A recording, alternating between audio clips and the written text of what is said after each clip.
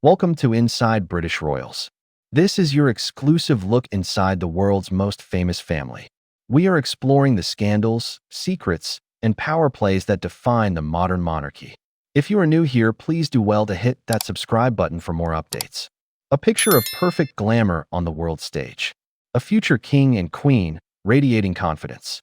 But behind those dazzling smiles and camera flashes, a royal crisis was hitting a fever pitch. This is the story of how a single red carpet appearance became the monarchy's most powerful weapon in a battle for its own survival.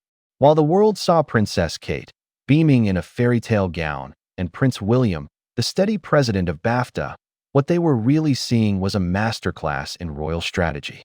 Because just 3 days earlier, the unthinkable had happened. The royal family's carefully constructed image was shattered by an event that threatened to pull the institution apart at the seams. This wasn't just a night at the movies. This was the royals showing the world how they fight a fire. On February 19, 2026, his 66th birthday, Andrew Mountbatten-Windsor, the man formerly known as Prince Andrew, was arrested. This wasn't a tabloid rumor. It was an unprecedented police action. He was arrested on suspicion of misconduct in public office, a serious offense that can carry a maximum sentence of life in prison.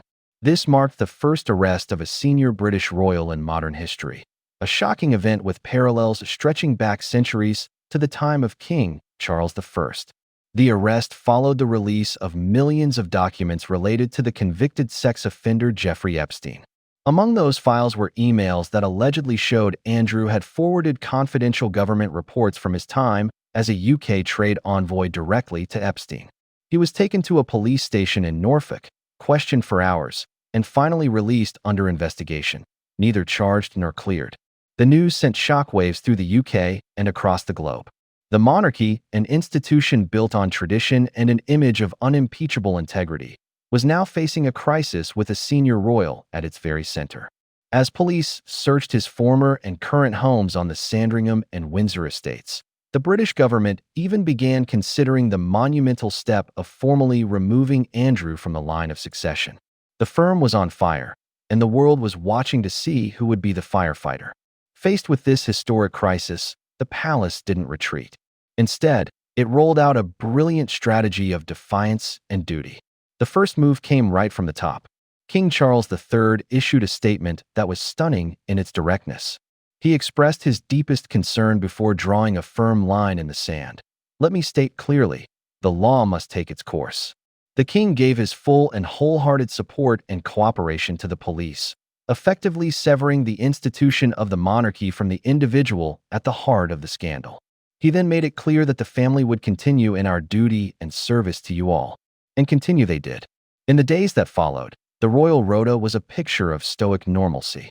King Charles attended audiences and appeared at London Fashion Week. Queen Camilla went to a concert in London, and Princess Anne carried out a previously scheduled prison visit. The message was unmistakable.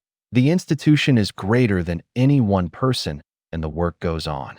But the masterstroke of this strategy was yet to come. It wouldn't happen in the halls of Buckingham Palace, but on the global stage of the BAFTA Red Carpet. And it would be deployed by the monarchy's most valuable assets, the Prince and Princess of Wales. When Prince William and Princess Kate arrived at the 2026 BAFTAs, the moment was heavy with meaning. It was their first joint appearance at the event in 3 years, and a notable return after Kate's absence while recovering from cancer treatment. Their arrival was a carefully managed surprise appearance, timed after the main red carpet had wrapped to make sure all eyes were on them. As a heckler shouted, "Is the monarchy in peril?" the question hanging in the air, the couple didn't flinch. They simply smiled and walked on, a silent but powerful rebuttal. Kate was the visual centerpiece of this strategy. She wore a flowing, off-the-shoulder Gucci gown in shades of rose and raspberry pink. Royal watchers immediately recognized it. She had worn it before to a gala in 2019, a subtle but deliberate choice. Just like at the 2023 BAFTAs, where she reworked an older Alexander McQueen gown. This was a signal of sustainability, thoughtfulness, and, most importantly, stability. In a world of chaos, her fashion spoke of continuity. Every detail was planned. A burgundy velvet belt cinched her waist, perfectly matching the burgundy velvet jacket worn by Prince William. It was a coordinated, intentional display of unity. A matching burgundy velvet clutch and diamond earrings completed the look. These weren't just accessories. They were a direct link to the enduring legacy of the crown, worn at the very moment its integrity was being questioned. While some body language experts noted hints of tension, the public image was one of flawless glamour and unbreakable composure. This was soft power deployed with surgical precision. Prince William's role that night was more than just ceremonial. As the president of BAFTAs since 2010, his presence was a fulfillment of a long-held duty. That night, he presented the prestigious BAFTA Fellowship to Dame Donna Langley, the trailblazing British chair of NBC Universal Entertainment. By appearing and leading the tributes, William was reinforcing the monarchy's connection to British arts and culture, projecting an image of leadership and purpose, a role entirely separate from the scandal engulfing his uncle. This projection of stability was critical. The Princess of Wales had only recently returned to the public eye after a grueling personal health battle, and her triumphant, glamorous return was meant to be a moment of celebration for the monarchy. The Andrews scandal threatened to completely overshadow it. So, the BAFTA's appearance became a multi-layered operation. First, it was a signal of Kate's successful recovery and return to duty. Second, it was a display of unwavering spousal and institutional unity between the future king and queen.